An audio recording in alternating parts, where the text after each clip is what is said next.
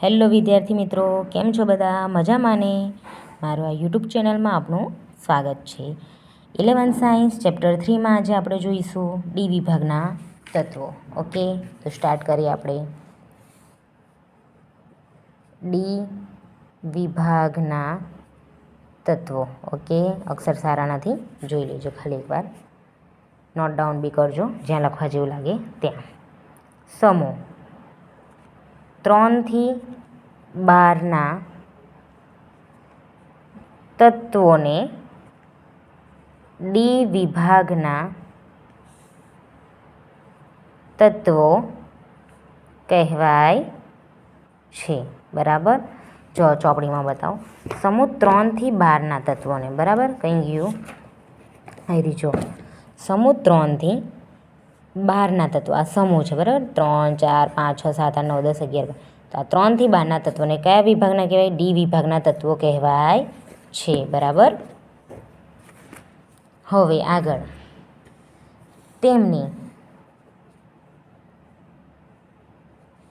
તેમની સામાન્ય ઇલેક્ટ્રોનીય રચના n-1 d⁻1 to 10 into ns, ઉભા રહો ફરી લખો. તેમની રચના ઇલેક્ટ્રોનીય રચના n-1 d⁻1 થી 10ની અંદર આવશે, ns⁻0 થી 2 આવશે છે. બરાબર. હવે જો હું બતાવું તમને. આ છે, બરાબર. શું કીધું છે? તેમની હવે ડી વિભાગના તત્વો, બરાબર. હવે આવી રહ્યા ડી વિભાગના તત્વો આટલા છે, બરાબર. તો એમાં લઈશ સ્કેન્ડિયમ. શું લઈશ? સ્કેન્ડિયમ. બરાબર.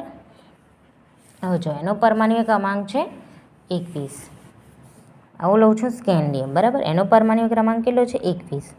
તો જો 21 એટલે કે 1s2, 2s2, 2p6, 3s2, 3p6, 4s2, 3d1. બરાબર. જો અહીં હવે આ કયા આવર્તમાં છે? જુઓ, સ્કેન્ડિયમ કયા આવર્તમાં છે? ચોથા આવર્તમાં. દેખાય? ચોથા નંબરમાં આવર્તમાં કઈ છે? સ્કેન્ડિયમ. આને કહેવાય આવર્ત. આડી હરોળને આવર્ત કહેવાય, ઊભાને સમૂહ કહેવાય. આ ત્રીજા નંબરનો સમૂહ છે, એમાં કઈ આવર્તમાં છે? ચોથા આવર્તમાં. બરાબર. સ્કેન્ડિયમ દેખો ચોથી આવર્તમાં છે. સમૂહ પૂછે તો ત્રીજો. આ છે ડી વિભાગના તત્વો. એમાં ચોથી આવર્તમાંથી આપણે ડી વિભાગના સમૂહમાંથી લઈશું સ્કેન્ડિયમ. બરાબર. તો અહીં લખીએ સ્કેન્ડિયમ. કયો આવર્ત છે? ચોથો આવર્ત. બરાબર. તો જુઓ અહીંયા આ n-1 વાળું સૂત્ર. તો n-1 એટલે આપણે ચોથો આવર્ત લીધું, તો શું આવશે? 4-1 એટલે કેટલો આવશે? 3. બરાબર. આ d⁻ ગમે તે આવી શકે. બરાબર. પછી અહીં દેખો ns⁻0 થી 2. એસની કિંમત 0 થી 2માં ગમે તે આવી શકે. હવે અહીંયા n કેટલું લીધું છે આપણે? 4. તો s 0 થી 2માં ગમે તે આવી શકે ઇલેક્ટ્રોનની રચના. આમાં ડીમાં 1 થી 10માં ગમે તે આવી શકે. તો જુઓ અહીંયા શું આવ્યું છે છેલ્લા? આ બધી ભરાઈ ગઈ. અહીં જુઓ 4s2 આવ્યું ને 3d1. તો અહીં શું આવશે? 3d1 4s2 થયું. આ એનું સૂત્ર છે. જો હવે કે જુઓ તેમની સામાન્ય ઇલેક્ટ્રોનની રચના કેવી આવે? n-1 ઇન્ટુ d⁻1 થી 10માં ગમે તે આવી શકે ઇલેક્ટ્રોન રચના ઇન્ટુ ns⁻0 થી 2 એટલે કે 0 થી 2માં ગમે તે આવી શકે ઇલેક્ટ્રોનીય રચના. બરાબર. ડીમાં કેટલી ભરાઈ ઉપર એ લખવાની, એસમાં કેટલી ઇલેક્ટ્રોનીય રચના ભરાઈ આ ઉપર એ લખવાની. બરાબર. ડીમાં જેટલી ભરાઈ એટલી અહીં લખવાની, એસમાં જેટલી ભરાઈ એટલી અહીં લખવાની. એવું કહેવા માંગે છે કે ડીમાં કેટલા હોય? 10 ઇલેક્ટ્રોન ભરાઈ શકે. તો 1 થી 10માંથી જે કિંમત આવી હોય આની અંદર આવી શકે ઉપર. હવે એસમાં કેટલા ઇલેક્ટ્રોન ભરાઈ શકે? 2. તો આની ઉપર ગમે તે આવી શકે. 1 આવે કાં તો 2 આવે. બરાબર. કાં તો કશું ના આવે તો 0 પણ જોઈ. હવે આપણે ચોથા આવર્તમાંથી લીધું સ્કેન્ડિયમ. હવે એનું સૂત્ર દેખો n-1 એટલે કે 4-1 એટલે કેટલા આવશે? 3. પછી દેખો ઇન્ટુ ડી. હવે આમાં દેખો લાસ્ટમાં d⁻ કેટલા છે? 1 એટલે કે 1 ઇલેક્ટ્રોન ભરાયું. તો અહીંયા આપણે લખ્યું 1. પછી દેખો અહીંયા ns કેટલી આવર્ત છે? ચોથા નંબરની. તો આપણે 4 મૂક્યા. હવે S⁻0 થી 2માં ગમે તે આવી શકે. તો આમાં S⁻ કેટલા છે? 2 ઇલેક્ટ્રોન ભરાયા. એટલે આપણે શું લખ્યું? 2 ઇલેક્ટ્રોન ભરાયા. તો શું આવશે? 3d1 4s2 બરાબર. હવે આગળ